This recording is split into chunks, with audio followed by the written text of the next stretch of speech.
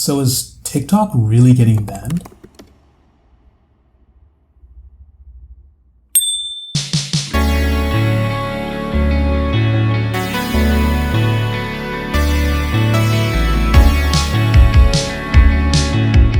All the news surrounding the supposedly imminent TikTok ban seem to be getting pretty difficult to digest, and the uncertainty is making everyone from TikTok creators to investors to mere users of the app damn nervous. After all, TikTok was starting to become the perfect outlet for millennials to craft their own unique careers and inject some positivity into what's been a pretty bleak 2020.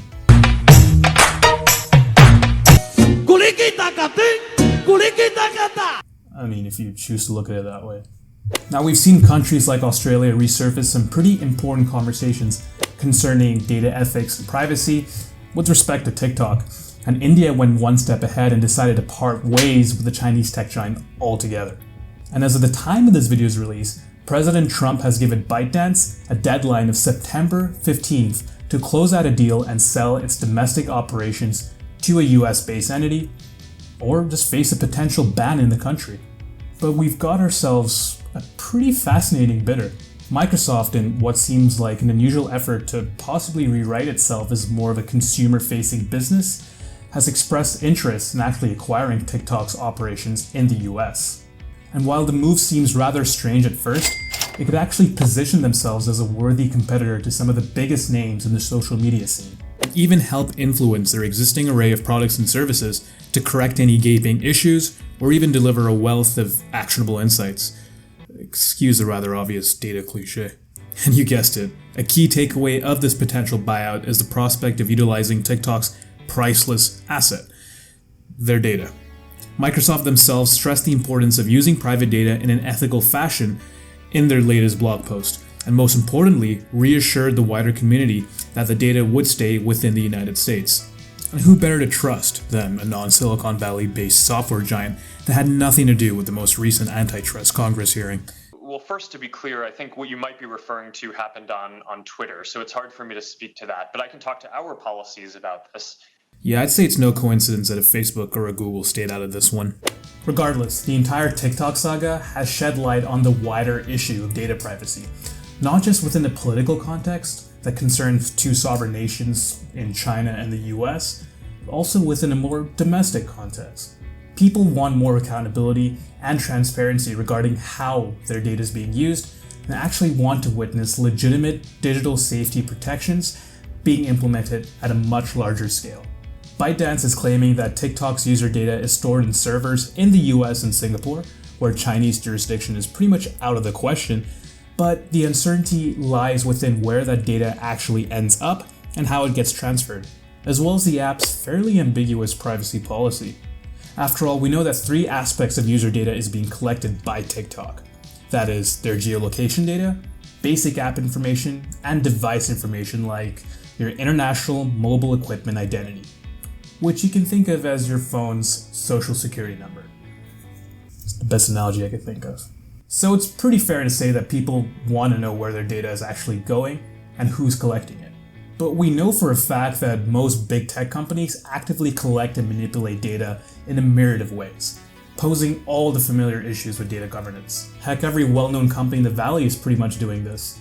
But the issue becomes that much more sensitive in this current political climate, and when it involves an app that isn't US based, which pretty much stirred this entire TikTok controversy to begin with. So what's to come of this? Is there a solution? Well, we've seen a number of individuals taking a stab at the entire data privacy conundrum, with the most recent example being Andrew Yang himself, the entire data dividend project. This would effectively see us getting compensated for the use of our data, except that it focuses more on combating the data collection aspect of the problem, but doesn't quite hone in on the issue of data reselling, which is just as prevalent.